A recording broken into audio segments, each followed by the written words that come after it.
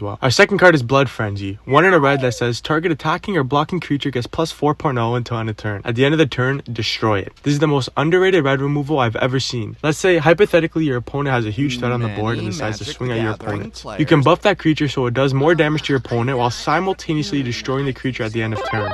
It does have downsides, but it's viable, and at instant speed it's good removal in red.